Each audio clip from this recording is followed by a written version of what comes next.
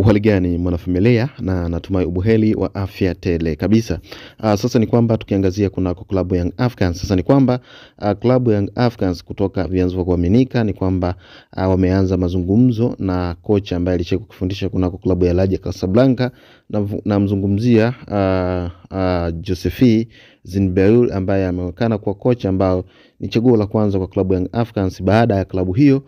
kuonekana kuteteleka hasa katika mwendelezo wake wa mechi za hivi karibuni, na kuonekana klabu hiyo ikionekana ikisuasua hasa katika swala zima la performance yake, na ukiachana na klabu hiyo kupata ushindi, lakini kumekuwa na wasiwasi mkubwa ambao umetanda hasa pale Jangwani kutokana na namna ambavyo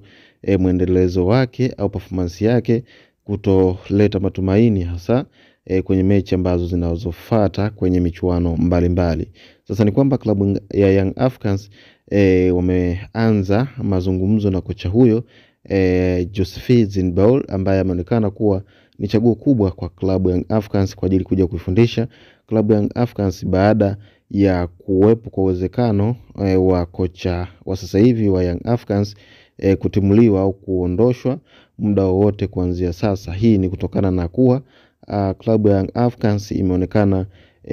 kutokuwa na matumaini tena na kocha wao ambaye anakinoa kikosi hicho cha Young Africans. Sasa ni kwamba klabu ya Young Africans kupitia uongozi wake ni kwamba wameanza mazungumzo, na inasadikika kwamba mazungumzo hayo ambayo yalizungumzwa baina ya kocha huyo na uongozi wa klabu ya Young Africans hasa kuhitaji hitaji lake la kuja kukinoa kikosi cha Young Africans, ni kwamba dili hilo la kocha huyo na klabu Young Africans ni kwamba kuna uwezekano dili hilo linaweza kutimia kutokana na kocha huyo baada ya kuondoshwa kunako klabu ya Raja Casablanca. Kwa hiyo kuna uwezekano mkubwa au possibility kubwa ya kocha huyo kujiunga na wanajangwani. Kwa hiyo ni kwamba hii ni kutokana na namna ambavyo klabu Young Africans